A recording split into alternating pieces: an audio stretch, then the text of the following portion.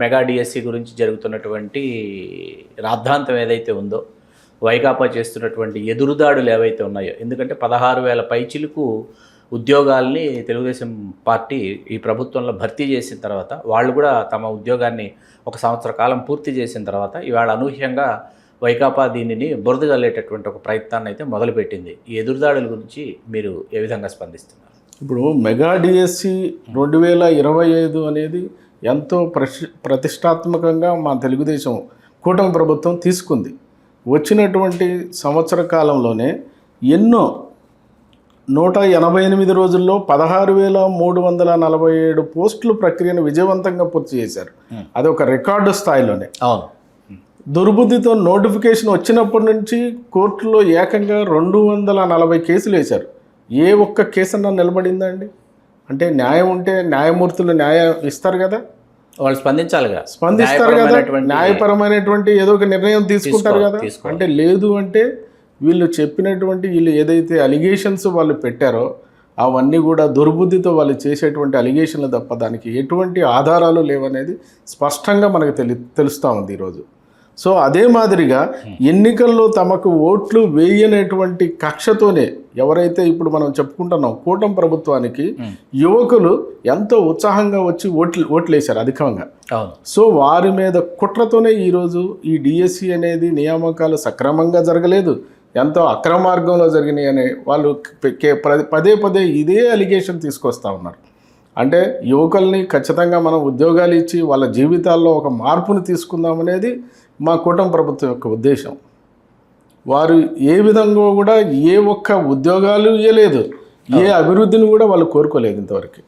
అంటే 2 సంవత్సరాల కాలం కోవిడ్లో కరిగిపోయింది. ఆ తర్వాత ప్రభుత్వ పాఠశాలల్లో ఇంగ్లీష్ మీడియం ప్రవేశపెట్టాను, అట్లాగే సంక్షేమ పథకాల ద్వారా నేరుగా ప్రజల అకౌంట్లలోకి నేను వాళ్ళ నిధులు జమ చేశాను అని జగన్మోహన్ రెడ్డి గారు పదే పదే తమ ప్రభుత్వంలో సాధించినటువంటి విజయాలుగా వాటిని అభివర్ణించుకుంటారు. వాటిని మీరు ఏ విధంగా విశ్లేషిస్తారు? అంటే ఏదన్నా ఒక టెక్నాలజీ కానివ్వండి, ఒక పారదర్శకతగా చూపించడంలో కానివ్వండి, దేశంలోనే అత్యున్నతమైనటువంటి ఐఐటి జేఈఈ పరీక్షలు నిర్వహించే TCS ION అనేటువంటి ప్లాట్ఫామ్ ద్వారా 256 బిట్ ఎక్స్ప్రిక్షన్ పద్ధతితో మానవ ప్రమేయం లేకుండా నిర్వహించినటువంటి పేపర్ అది. లీకేజీలు జరిగాయని అంటున్నారు కానీ ఎక్కడన్నా దానికి ఒక ఆధారం ఉందా? డాక్యుమెంట్ వెరిఫికేషన్ అంటే ఏంటో తెలియనటువంటి అజ్ఞానం వారిది. అది మీరు గమనించండి. కేవలం సంతకాలకే పరిమితం కాకుండా మా విద్యాశాఖ మంత్రి నారా లోకేష్ గారు దీన్ని ఒక ఛాలెంజ్గా తీసుకుని ఎలాంటి కోర్టు స్టేలు పేపర్ లీకేజీలు లేకుండా కేవలం 148 రోజుల్లో ఒక రికార్డు స్థాయిలో చేయగలిగినటువంటి ప్రతిష్టాత్మకమైనటువంటి డిఎస్సి ఇది. వాళ్ళు ఏ రోజున చేయగలిగారా? ఏదన్నా చేశారా? గమనిస్తూ ఉన్నారు ఈరోజు ప్రజలు ఏం జరుగుతూ ఉంది, రాష్ట్రం ఏ విధంగా కూటమి ప్రభుత్వంలో అభివృద్ధి చెందుతూ ఉంది. దాదాపు సంవత్సరం క్రితమే 16,347 మంది నియామకాలు పూర్తి, వారంతా ప్రస్తుతం విధుల్లో ఉన్నారు ఈరోజు. అవును. అంటే సక్రమ మార్గంలో ఎవరినైతే ఎన్నుకోవటం జరిగిందో వాళ్ళు సక్రమంగా వారి యొక్క విధులు నిర్వహిస్తూ ఉన్నారు. అంటే వాళ్ళ భయం, ఇప్పుడు గొడ్డలి పార్టీ యొక్క భయం ఏంటంటే ఎవరికైతే మేము ఈరోజు సేవ చేసుకుంటా డిఎస్సి ద్వారా ఎవరైతే నియామకమయ్యారో వాళ్ళ ఫ్యామిలీలో ఎంతో ఉత్తేజమైనటువంటి వాళ్ళు రేపొద్దున ఎంతో ఉత్సాహంగా కూటమి ప్రభుత్వాన్ని ఎన్నుకోవడానికి మరొక్కసారి సమాయత్తం అవుతారు అనేటువంటి భయం వాళ్ళలో కలిగినప్పుడల్లా దీని మీద అలిగేషన్స్ పెడతా ఉన్నారు వాళ్ళు. నరసింహారావు గారు, ఇవాళ అమరావతి అనేది కళల సాకారం, రాజధాని నిర్మాణం అనేది ఎన్నో కోట్ల మంది యొక్క ఆశల సౌధం అనేటటువంటి నినాదం ఒకవైపు సాగుతుంటే, జగన్మోహన్ రెడ్డి గారు మావిగన్ ప్రతిపాదనను తీసుకొచ్చి దానిని ప్రజల మనసుల్లోకి చొప్పించేటటువంటి ఒక ప్రయత్నం చేశారు. చాలామంది విజ్ఞులు, మేధావులు, విద్యావేత్తలు, పర్యావరణవేత్తలు, సామాజికవేత్తలు కూడా మావిగన్ పట్ల సుముఖత వ్యక్తపరిచారు. దీనిని మీరు ఒక సీనియర్ న్యాయవాదిగా, అట్లా ఒక సుప్రసిద్ధ రియల్టర్గా మరియు తెలుగుదేశం పార్టీ రాష్ట్ర నాయకుడిగా మీరు దీనిని ఎట్లా విశ్లేషిస్తారు? అంటే రాష్ట్ర ప్రజలు ఒక్కటి గమనించాలండి ఈరోజు ఖచ్చితంగా. అంటే బాబు గారు అహర్నిశలు అభివృద్ధి అనేటువంటి ఒకే ధ్యేయంతో వెళ్తారు. ఆయన 75 సంవత్సరాల ఒక యువకుడు. ఆయనను చూసి నేర్చుకోవాలి ప్రతి ఒక్క పౌరుడు నేర్చుకోవాలి ఆంధ్రప్రదేశ్ రాష్ట్రంలో.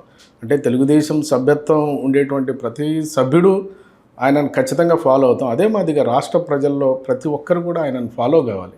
మీరు గమనించండి, ఆయన ఆయన కష్టపడే విధానం కానివ్వండి, అహర్నిశలు ఆయన ఏ రోజు చూసినా మీరు ఇప్పుడు మళ్ళీ 2047 అన్నారు, అప్పుడు 2020 అన్నారు. అంటే ఈయన ఏదో నంబర్లు చెప్తున్నారు కదా అని అందరూ కూడా ఆయన్ని ఏదో చూశారు. ఖచ్చితంగా ఆయనకంటూ ఒక విజన్ ఉంటుంది.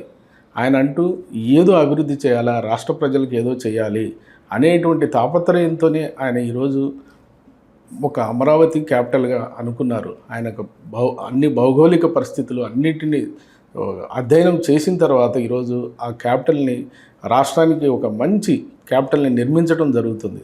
దాని సెంట్రల్ గవర్నమెంట్ వారి యొక్క స్ఫూర్తితో ఎన్నో దానికి సంబంధించినటువంటి ఫండ్స్ తీసుకురావడం కానివ్వండి, మంచి మంచి నిర్మాణాలు చేయడంలో కానివ్వండి, వారు ఇప్పుడు ఈ నెక్స్ట్ రాబోయే 2 సంవత్సరాల్లో మీరు చూడండి, ఖచ్చితంగా మనం కావాలంటే మనం సందర్శించి వీడియోలు తీసుకుంటా కూడా మేము చర్చలో పాల్గొనడానికి రెడీగా ఉన్నాం. ఈరోజు వాళ్ళు నిరాధారమైనటువంటి ఆరోపణలు, మావిగాని అంటాడు, ఇంకోటి అంటాడు. అంటే చెప్పడానికి ప్రాస బాగా ఉంటే ఏదుంటే అది మాట్లాడేస్తాడు. అది కాదు కదండి ఒక రాష్ట్ర. ఇప్పుడు అపోజిట్ లీడర్గా నువ్వు ఏం చేయాలి, ఆధారమైనటువంటి ఏదైనా ఉంటే మంచి ఆధారాలు తీసుకొని మంచి నిర్మాణాత్మకంగా ఏదైనా విమర్శ చేయండి. ఇష్టం వచ్చినట్టు మాట్లాడతారు, ఏది చేసినా మాట్లాడతారు. అది తప్పు కదా. అందుకే మేము అంటాము గొడ్డల పార్టీ అంటాము, లేకపోతే రౌడీ పార్టీ అంటాము. నిర్మాణాత్మకం లేకపోతే అదే ఉంటుంది కదా. ఇంకా హలో, తెలుగు రాజ్యం ఛానల్ చూస్తున్నారా? సామాజిక రాజకీయ జీవన చిత్రణే తెలుగు రాజ్యం. అతిశయోక్తులు అసత్యాలు ఉండవు. రాజకీయ కోణం కాదు, ప్రజా కోణమే కొలబద్ద. తెలుగు రాజ్యం వీక్షణ మీ ఉత్తమ అభిరుచికి నిదర్శనం.